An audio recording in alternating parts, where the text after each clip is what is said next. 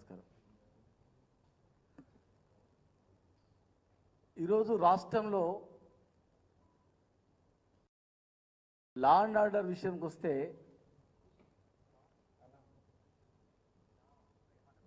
ప్రజలు భయపడే పరిస్థితులు అనిపిస్తూ ఉంది. ఒకప్పుడు హైదరాబాద్ అంటేనే ఒక సేఫ్. ఆంధ్రప్రదేశ్ ప్రభుత్వంలోనేమో గతంలో ఎప్పుడు కర్ఫ్యూ అయితే తెలియదు, ఎప్పుడు మతకలాలు అయితే తెలియదు, ఎప్పుడేమో తెలియదు, ఆ పరిస్థితి ఉండేది. కానీ తెలంగాణ రాష్ట్రం వచ్చిన తర్వాత భారతదేశంలోనే సేఫెస్ట్ ప్లేస్ అంటే కేవలం హైదరాబాద్, తెలంగాణ అని చెప్పి ఒక పేరు ఉండేది, బ్రాండ్. మహిళ అర్ధరాత్రి గాంధీ మహాత్మ అర్ధరాత్రి మహిళ ఒంటరిగా పోయినప్పుడే స్వాతంత్రం వచ్చినట్లనేది. మరి ఒంటరిగా పోయి జాబ్ చేసి వచ్చిన సందర్భాలు కూడా ఉండేవి. మహిళ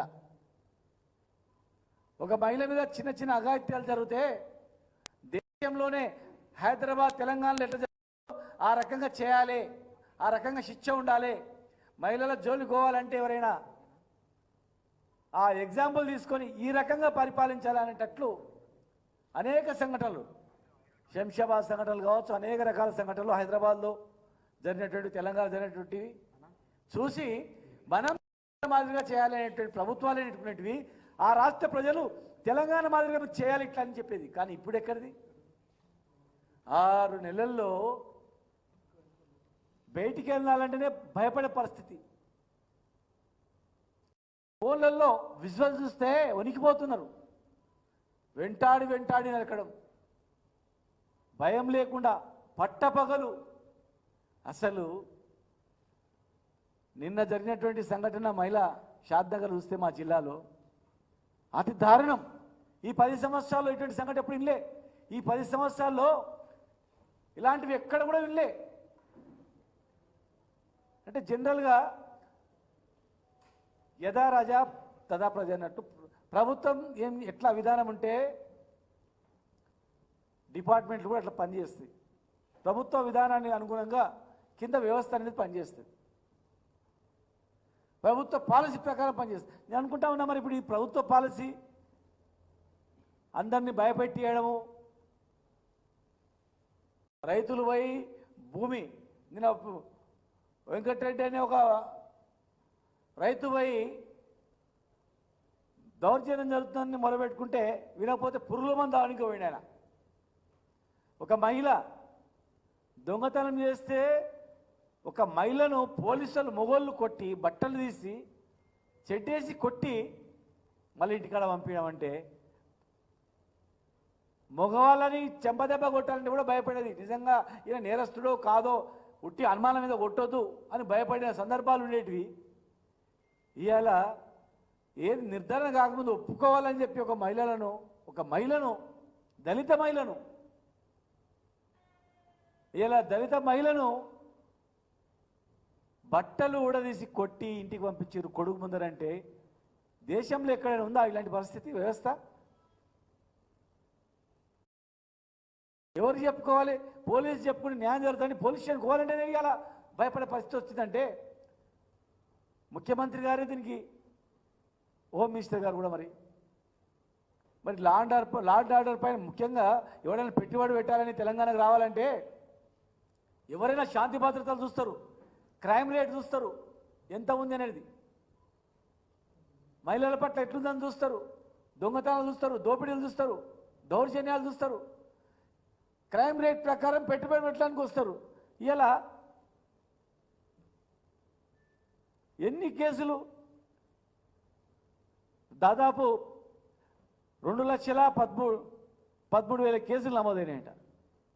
అంటే దాదాపు 8-9% క్రైమ్ రేట్ పెరిగిపోయింది. దొంగతనం కేసును ఒప్పుకోవాలని 3rd డిగ్రీ పెట్టి కొడతారు. దౌర్జన్యంగా ఈ కేసును ఒప్పుకోవాలని బెదిరిస్తారు. ఎటు చూసినా గాంజా, మాదక ద్రవ్యాలు, మహిళల పట్ల దౌర్జన్యాలు, ఆర్టీసీ బస్సులో రేపు, చిన్నపిల్లల పట్ల హత్యలు, కిడ్నాప్లు, ప్రేమకు ఒప్పుకోలేని మహిళను హత్య చేయడం, తండ్రిని హత్య చేయడం, వధువరుడు వాళ్ళ కుటుంబీకులు వాళ్ళ మీద దాడి చేయడం, హత్యలు, మానభంగాలు, దోపిడీలు, గాంజాలు, చివరకు బిచ్చగాడిని కూడా హత్య చేయడం జరిగింది. అంటే బిచ్చగాళ్ళు కూడా బయట తిరగాలంటే రాత్రిపూట భయపడి బతికే పరిస్థితి వచ్చింది. ఈరోజు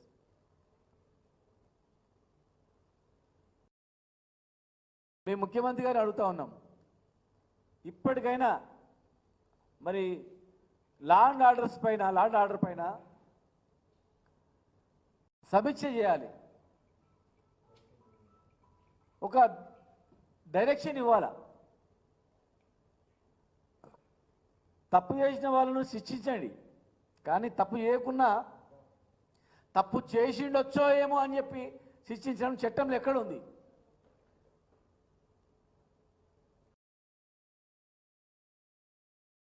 గతంలో ఎవరీ 2 మంత్స్కి ఒకసారి లా అండ్ ఆర్డర్ పైన సమీక్షలు జరిగేటివి. చిన్న పేపర్లో, సోషల్ మీడియాలో ఒక వార్త వస్తే వాటి మీద ఆరా తీసేది. చిన్న సోషల్ మీడియా, ఒక టీవీ ఛానల్ వచ్చిందంటే దాన్ని ఆధారంగా తీసుకొని దర్యాప్తులు జరిపేటివి. మహిళలను ఏమని అనాలంటే భయపడేది. దళితులు, అట్టడుగు వర్గాల వాళ్ళు, గిరిజనులు, వీళ్ళకే ఈ పరిస్థితి ఉంటే మామూలు వాళ్ళ పరిస్థితి ఏంది? ప్రత్యేకమైన చట్టాలు ఉన్నాయి వాళ్ళకు, ప్రత్యేకమైనటువంటి హక్కులు ఉన్నాయి వాళ్ళకు. అలాంటి వాళ్ళ పరిస్థితి ఇంత దారుణంగా ఉంటే మామూలు వాళ్ళ పరిస్థితి ఇంకా ఇంత దారుణంగా ఉంటుంది. ప్రభుత్వం వచ్చింది, కానీ ఈ ప్రభుత్వంలో కక్ష సాధింపులు అనేవి ఉండొద్దు, అమాయకుల పైన దౌర్జన్యాలను ఉండొద్దు. ఇది రాష్ట్రానికి మంచిది కాదు.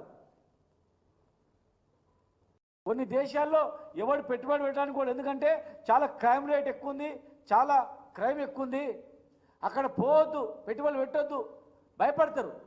ఇలా హైదరాబాద్ అంటే కళ్ళు మూసుకొని వచ్చే పరిస్థితి ఉండే. అభివృద్ధి పైన దృష్టి పెట్టాలి, కానీ అవి వదిలిపెట్టి సోషల్ మీడియాలో ఏమొచ్చింది, లేకపోతే అక్కడ ఏం జరిగింది, మనకి ఎవరు వ్యతిరేకమా, అట్లా కాదు. అది పద్ధతి కాదు, అది రాష్ట్రానికి మంచిది కాదు. అది అధికారం ఎవరి శాశ్వతం కాదు. 10 సంవత్సరాలు మేము అధికారంలో ఉన్నాం, మాకన్నా మీరు బ్రహ్మాండంగా చేస్తారని చెప్పి మీకు అధికారం ఇచ్చారు ఈ ప్రభుత్వానికి. ఈరోజు పోలీసు వాళ్ళు చేసినా, వేరే ఎవరు చేసినా అది వాళ్ళ తప్పు కాదు. ప్రభుత్వం విధానాన్ని బట్టి నడుస్తారు. ప్రభుత్వం ఏం చేయమంటే చేస్తుంటారు. మరి ప్రభుత్వం ఒకవేళ వ్యతిరేకంగా చేస్తే ఒక్కరి మీద చర్యలు ఉంటే ఇంకోటి చేయరు. పునరావృతం కాదది. సమీక్షలు నిర్వహించి ఇది పద్ధతి కాదు, ఇది మంచి పద్ధతి కాదు, మహిళల పట్ల ఇలా ఉండాలి, దళితుల పట్ల ఇట్లా ఉండాలి, అట్టడుగు వర్గాల పట్ల ఇట్లా ఉండాలి, పేదవాళ్ళ పట్ల ఇట్లా ఉండాలి, ఎవరికైనా అన్యాయం జరిగిందంటే మన యాక్షన్ ఇట్లుండాలని మీరు తెలియజేస్తే దాని ప్రకారం ఆ వ్యవస్థ నడుస్తుంది. ఇలా ఒక సిఐని సస్పెండ్ చేసినంత మాత్రాన, ఒక సిఐని డిస్మిస్ చేసినంత మాత్రాన వ్యవస్థ బాగుపడుతుందని కాదు. ప్రభుత్వ పాలసీ బయట పెట్టాలి, లా అండ్ ఆర్డర్ పైన సమీక్షించాలి, సమయం లేకపోతే ఇంకెవరికైనా బాధ్యతలు అప్పచెప్పి వాళ్ళ దగ్గర రివ్యూ చేయించాలి. అప్పుడే రాష్ట్రం అభివృద్ధి అనేది జరుగుతుంది. లేకపోతే మళ్ళీ వెనకటి రోజులు వస్తాయి, విచ్చలవిడిగా దోపిడీదారులు వస్తారు, అరాచకాలు వస్తాయి, దౌర్జన్యాలు పెరిగిపోతాయి, అన్కంట్రోల్ అయిపోతుంది. అది మేమంతా కష్టపడి తెలంగాణ తెచ్చుకున్నది, తెలంగాణకు నష్టం జరుగుతుందంటే మేము ఊరుకునే పరిస్థితి ఉండదు. మీరు మంచిగా పరిపాలించుకోండి, మంచి పేరు తెచ్చుకోండి, కానీ చెప్పింది ఒకటి, ఎలక్షన్ల తర్వాత చేసేది ఒకటి. మీరు అన్న మాటలు గుర్తు చేసుకొని ఎలక్షన్ల ముందు మీరు ఏం మాట్లాడినరు, ఏది నమ్ముకొని ప్రజలు మీకు ఓట్లేసిండ్రు, అధికారంలోకి వచ్చిన తర్వాత మీరు ఏం చేస్తున్నారు? ఈ రాష్ట్రంలో ఉన్నటువంటి అట్టడుగు వర్గాల వాళ్ళు, పేదవాళ్ళు, బడుగు బలహీన వర్గాల జాతులు, రైతులు ఇవాళ ఏమనుకుంటున్నారో మీ గురించి ఒకసారి మీరు సమీక్షించుకోండి. మీ విధానం ఎట్లా ఉందో. ఇంత భయానకమైనటువంటి పరిస్థితులు, ఇంత అరాజకమైనటువంటి పరిస్థితులు, ఓ మహిళను చీర విప్పి ఒక నిక్కరేసి కొట్టడం అంటే ఎక్కడైనా విన్నామా? ఇలాంటి పరిస్థితి ఎక్కడైనా ఉందా? చెప్పుకోవడానికే సిగ్గనిపిస్తూ ఉంది. మా రాష్ట్రంలో ఇట్లా జరిగింది ఒక మహిళ పైన అంటే బాధ అవుతూ ఉంటుంది. ఉచిత బస్సు మహిళకిచ్చి తిరగండి అమ్మా అన్నంత మాత్రాన మహిళలు సంతోషపడతారు అనుకోకండి. ఏ మహిళ ఈరోజు సంతోషపడతలేదు. మహిళలకు కావాల్సింది ఒక రక్షణ, మహిళలకు కావాల్సింది సెల్ఫ్ రెస్పెక్ట్, గౌరవం. నడుచుకుంటూ పోతారు, వస్తారు, మిరపపడి అన్నం తింటారు, చట్నీ అన్నం తింటారు, కానీ గౌరవం లేకుండా భయభ్రాంతులతో మహిళలు ఉండలేరు. ఆత్మగౌరవం పట్టుకొని మహిళ బతకలేదు. తెలంగాణలో పడి సస్తది, కానీ మాట పడినటువంటి చరిత్ర ఈ తెలంగాణ గడ్డ మీద ఉంది. అలాంటి మహిళలపైన ఇలాంటి దాడులు జరుగుతున్నాయంటే ఒకటా రెండా? హత్యలు, మానభంగాలు, దౌర్జన్యాలు, చివరకు పోలీసులే డిపార్ట్మెంటే ఆ పని చేస్తే ఎవరు చెప్పుకోవాలా? తండ్రే బిడ్డను దౌర్జన్యం చేస్తే, తండ్రే కొడుకు మీద దౌర్జన్యం చేస్తే బయట ఎవరు చెప్పుకుంటారు? వీళ్ళని కాపాడాల్సింది తల్లి తండ్రి, పోలీసే తల్లిదండ్రి కాపాడాల, ప్రభుత్వమే తల్లిదండ్రి కాపాడాలి. కానీ మీ ప్రభుత్వమే ఈ పాలసీ పెట్టి పోటీల మీద పడి వీళ్ళు ఇదే పనిలో ఉన్నారు. చాలామంది డిపార్ట్మెంట్లో ఇదే పని మీద ఉన్నారు. వాని పిలిపియాలి, వీని పిలిపియాలి, వాని బెదిరియాలి, వీని బెదిరియాలి, వాని కంట్రోల్ చేయాలి. ఇది ఎంతవరకు మనస్ఫూర్తిగా రావాలి? ప్రభుత్వాన్ని గౌరవించేది, మిమ్మల్ని గౌరవించేది, నాయకులను, ప్రజాప్రతినిధులను గౌరవించేది మనస్ఫూర్తిగా రావాలా? ప్రజలు మిమ్మల్ని మనస్ఫూర్తిగా నిండు మనసుతో దీవించాలి తప్ప భయంతో ఉన్నంత మాత్రాన కాదు అది. ఇది తెలంగాణ ఏదో ఉంటుంది, నివురు కప్పిన నిప్పులా ఉంటుంది తప్ప ఇదేదో చాతగాంధనం అనుకోకండి. ఓ అగ్నిపర్వతంలా పుట్టుకొస్తుంది, అగ్నిపర్వతాలు ఎగిసిపడుతుంది. సహనము, ఓపిక అనేది నశించిన తర్వాత అది వేరే ఉంటుంది. ప్రజల నుంచి వచ్చిన తిరుగుబాటు అనేది. హైదరాబాద్ బ్రాండ్ ఇమేజ్ పోగొట్టకుండా, తెలంగాణ బ్రాండ్ ఇమేజ్ పోగొట్టకుండా ప్రభుత్వం తక్షణమే లాండ్ ఆర్డర్ మీటింగ్ పెట్టి ప్రభుత్వ విధానాలను, దశ దిశ నిర్దేశాలను యంత్రాంగానికి ఇచ్చి మహిళల పట్ల ఒక భరోసా ఇచ్చి భవిష్యత్తులో ఇలాంటిది పునరావృతం కాకుండా మాదే బాధ్యత అని చెప్పి, ప్లస్ అణచివేతలు, అక్రమాలు, దౌర్జన్యాలను బంద్ చేసి పాలనా యంత్రాంగం పట్ల, పరిపాలన పట్ల దృష్టి పెట్టి సంవత్సరం దగ్గర అయిపోయింది. అయిపోయాయి మళ్ళీ 3 సంవత్సరాలే. తర్వాత లాస్ట్ ఇయర్ మళ్ళీ ఎలక్షన్దే. మీరు చేయాల్సింది 3 సంవత్సరాలే. 1 ఇయర్ అయిపోయింది. ఈ 8-9 నెలల్లో ఏం చేసినామో చూసుకోండి. మీరు ఇచ్చిన వాగ్దానాలు ఎన్ని నెరవేర్చిందో చూసుకోండి. మీరంటే సరిపోదు, ప్రజలనాల. ఇచ్చిన మాట తప్పకుండా ఎలక్షన్ మేనిఫెస్టోలు ముందర పెట్టుకోండి. డిసెంబర్లోనే అమలు చేస్తామనేటివి ఎన్ని, జనవరిలో అమలు చేస్తామనేటివి ఎన్ని, 3 నెలల్లో అమలు చేస్తామని చెప్పిన వాగ్దానాలు ఎన్ని, 6 నెలల్లో వాగ్దానం చేస్తామనేటువంటివి ఎన్ని, స్థానిక సంస్థల ఎలక్షన్ లోపల బీసీ జనగణన, రిజర్వేషన్లు ఇవన్నీ ఇస్తామనేవి ఎన్ని, రైతులకు రైతు భరోసా ఏమైంది, రైతులు ఎట్లా ఉన్నారు, రైతుల స్థితిగతులు ఏంటి, కులవృత్తుల పరిస్థితి ఏంటి, చదువు ఏంటి, విశ్వవిద్యాలయాల్లో సిబ్బంది లేక, వంట చేసే సిబ్బంది కూడా లేక, అన్నం సరిగా పెడతలేరని చెప్పి విద్యార్థులు ఆందోళన చేస్తూ ఉన్నారు. హాస్టళ్లలో అన్నం సరిగా లేదని చెప్పి విద్యార్థులు ఏడుస్తూ ఉన్నారు. బీసీ ఎస్సీ ఎస్టీ మైనార్టీ గురుకులాల్లో అధ్వానమైనటువంటి పరిస్థితి ఉంది. పరిపాలన గాడికి తప్పింది. యూనివర్సిటీలలో లెక్చరర్ పోస్టులు ఖాళీగా ఉన్నాయి. చెప్పే నాథుడే లేడు. మరి కాంట్రాక్ట్ పద్ధతిని తీసుకుంటారా, టైం స్కేల్లో తీసుకుంటారా? ఆ విద్యార్థులు మరి నమ్ముకొని విశ్వవిద్యాలయాలు జాయిన్ అయినరు. ప్రైవేటుగా ధీటుగా విద్యా వ్యవస్థను యూనివర్సిటీలను తయారు చేయాల్సిన అవసరం ఉంది. వాటిపైన మీరు దృష్టి పెట్టండి. హత్య సాధింపులు బంద్ చేయండి. పరిపాలన మీద దృష్టి పెట్టి చూడండి. హాస్పిటల్లో పరిస్థితులు చూడండి. గోళీలు ఉన్నాయా లేదా, ఇంజెక్షన్స్ ఉన్నాయా లేదా, హాస్టల్లో బో సరిగా ఉందా లేదా, టీచర్స్ ఉన్నారా లేదా, సరైన సిబ్బంది ఉందా లేదా, రిక్రూట్మెంట్ ఎట్లా చేయాలి, నిరుద్యోగ యువకులకు ఏం హామీ ఇచ్చినాం? అశోక్ నగర్లో అరెస్ట్ చేసి లోపల పెట్టినంత మాత్రాన, వాళ్ళ గొంతు నొక్కినంత మాత్రాన కాదు కదా. మిమ్మల్ని నమ్ముకొని మీ వెంట ఉన్నారు. మరి 6 నెలల్లోనే తిరుగుబాటు వచ్చిందంటే ఏం తప్పుందని సమీక్షించుకోరా? అడిగినా గొంతునే నొక్కేస్తామంటే, ప్రశ్నించే గొంతునే పిసికేస్తామంటే అది ఎంతవరకు సమంజసం? మేము ఉద్యమకారులుగా తెలంగాణ దినదిన అభివృద్ధి చెందుతుందంటే అది ఏ ప్రభుత్వం చేసినా, ఏ పార్టీ చేసినా సంతోషపడేవాళ్ళం. మేము కష్టపడి తెచ్చుకున్న తెలంగాణ వంతల బాణాలు పోయి తెచ్చుకున్న తెలంగాణ, కన్న కష్టాలు పడి తెచ్చుకున్న తెలంగాణ అభివృద్ధి అవుతుంది. సరే, మా చేతిలో అధికారం లేకపోయినా వాళ్ళు బాగు చేస్తున్నారు అంటే తెలంగాణ తెచ్చుకున్న వాళ్ళు సంతోషపడతారు. ఎవరు డెవలప్ చేసినా కానీ,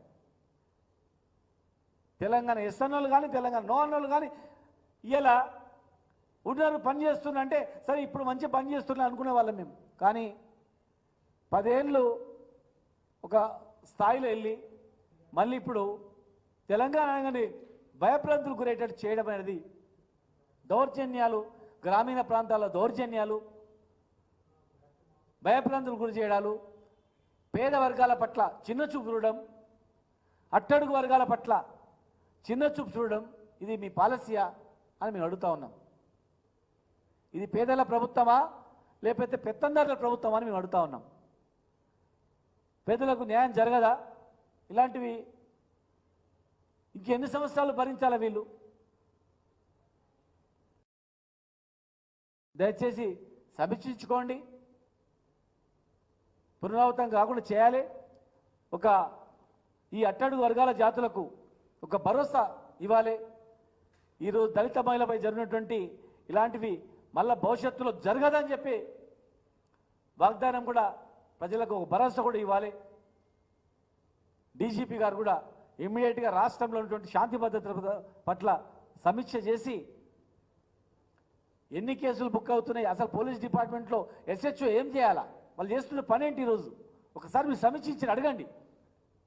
మీ దగ్గర ఉన్న నిఘా వ్యవస్థల ద్వారా జిల్లా నుంచి రిపోర్ట్ తెప్పించుకోండి. వాళ్ళు ఏం డ్యూటీ చేస్తున్నారు, ప్రస్తుతము ఏం విధానం నడుస్తుంది, ఒకసారి మీరు సమీక్షించి ఇలాంటి దాడులు పునరావృతం కాకుండా మహిళలకు భరోసా ఇవ్వాలని చెప్పి మేము విజ్ఞప్తి చేస్తా ఉన్నాం.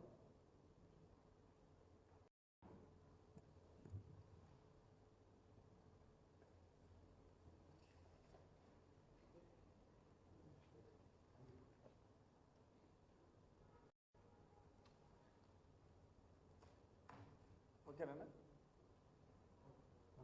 అమ్మా? ఏమైనా అడుగుతా? మహిళల పట్ల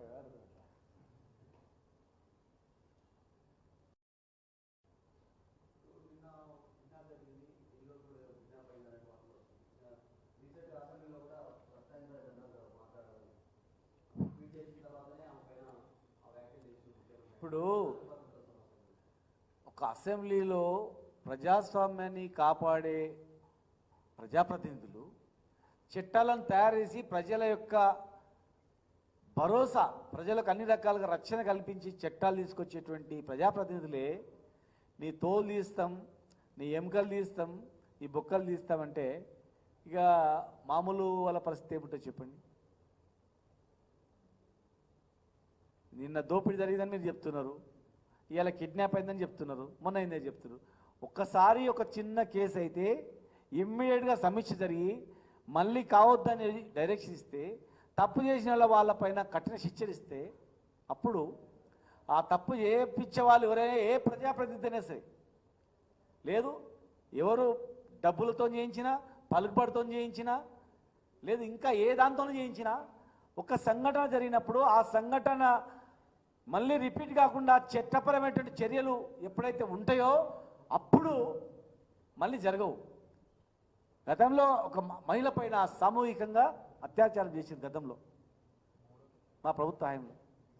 ఇమ్మీడియట్గా ప్రభుత్వం విధానం ప్రకారం కఠిన చర్యలు చేపట్టబడ్డాయి. అప్పుడు మళ్ళీ ఒక మహిళను ఇట్లా ముట్టుకోవాలన్నా, అర్ధరాత్రి పోతున్న బనాయించాలన్నా, ఏమని అనాలన్నా మళ్ళా ఒళ్ళు ఇట్లా జిల్లు అనేటట్లు భయపడేటట్లు వాళ్ళ దగ్గర పోకుండా ఒక యాక్షన్ అనేది ఉండే. అట్లా ఇప్పుడు కూడా కిడ్నాప్ గురైన వాళ్ళు కిడ్నాప్ చేసి మళ్ళా హాయిగా తిరిగింది అనుకోండి, హత్యలు చేసి బయట హాయిగా తిరిగింది అనుకోండి, రేపులు చేసి హాయిగా తిరిగింది అనుకోండి,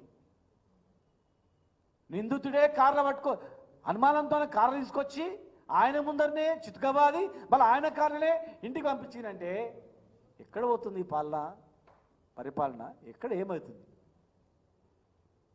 ఎవరైనా మాట్లాడవచ్చు, మీ ఇంట్లో కూడా ఆ సంఘటన జరిగితే మీకు అర్థమవుతుంది.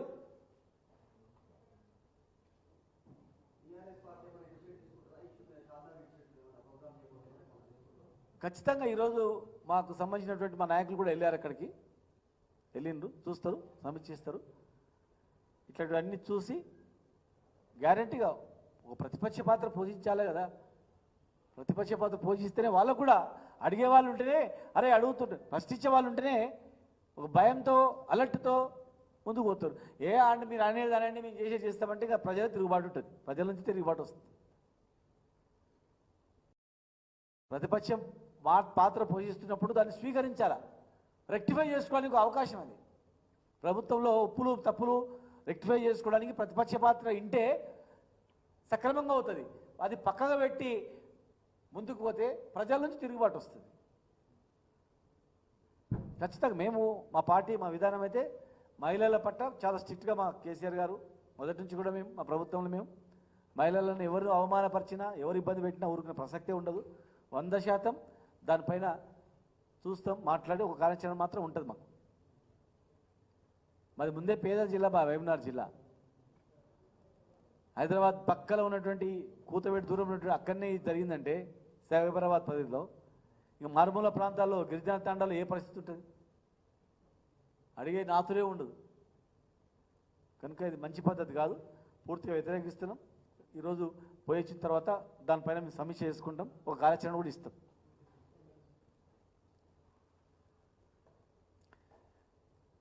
ఇది రాష్ట్రానికి, రాష్ట్ర అభివృద్ధికే పనికిరాదు. ఇది ఎవడు రాడు ఇది రాష్ట్రానికి. టూరిజం చూడడానికి రారు, పెట్టుబడులు పెట్టడానికి రారు, ఉద్యోగాలు చేయడానికి రారు, ఇండస్ట్రీస్ ఏం చేయడానికి కూడా రారు ఎవరు. ఇలాంటి ఉన్నాయంటే ఇంటర్నెట్లో చూసుకుంటారు ఏం జరిగిందని. అరే ఆ పోలీసులు మహిళనే ఇట్లా కొట్టినట్టు మనం ఇట్లా కొడతాను భయపడతారు. పోలీస్ స్టేషన్కి పోవాలంటే దొంగతనం జరిగినోడు పెద్ద చెప్పుకోవాలంటే కూడా భయపడతాడు. పరిస్థితి వస్తుంది అట్లా. Thank you.